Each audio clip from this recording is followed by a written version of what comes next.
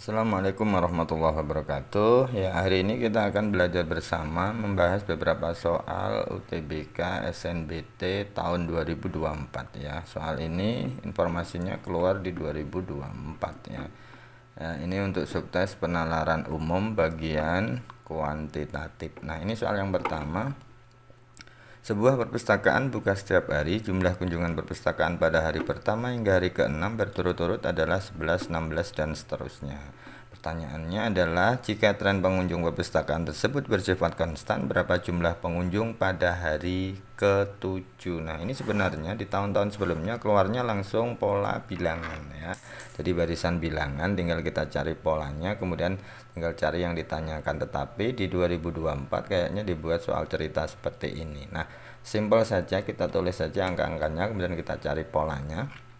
Yang pertama, dari 11 ke 16 ini kalau kita cek ternyata ditambah 5, kemudian dari 16 ke 13 ini adalah dikurangi 3, kemudian dari 13 ke 18 juga ditambah 5, dari 18 ke 15 juga dikurangi 3. Nah, polanya sudah ketemu ini.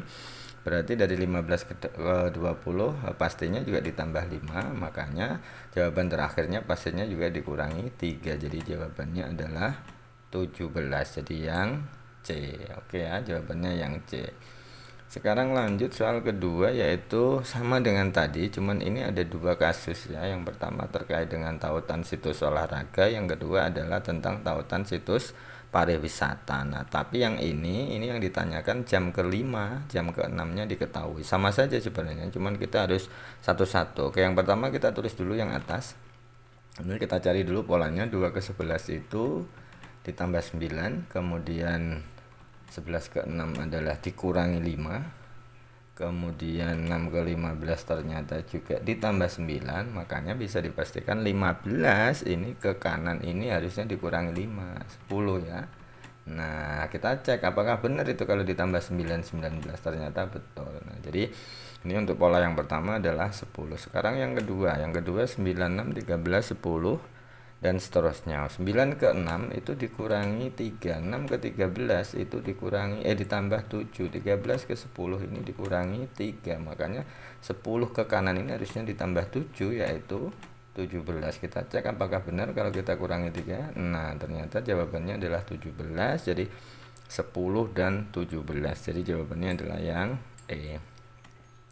Oke, lanjut. Sekarang, nah ini hanya operasi aljabar biasa, hanya pengurangan desimal, di situ ada pecahan campurannya ya. Ini soal-soal seperti ini sebenarnya cukup mudah, heman-heman kalau nanti kelewatan.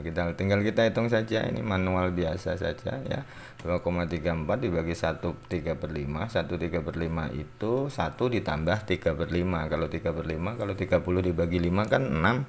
Kalau 3/5 berarti 0,6. Kalau ditambah 1 berarti 1,6. Jadi 1/3/5 ini adalah 1,6. Berarti kalau kita kurangkan hasilnya adalah 0,74. Kalau kita jadikan persen, ini hampir sama dengan setara atau mendekati dengan 75%. Jadi jawabannya adalah yang C.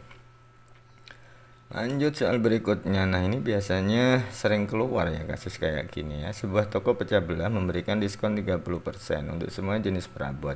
Jika harga selusin piring setelah diskon adalah 105, berapakah harga selusin piring tersebut sebelum diskon? Nah, ini saya kasih tip atau triknya ya, cara cepat.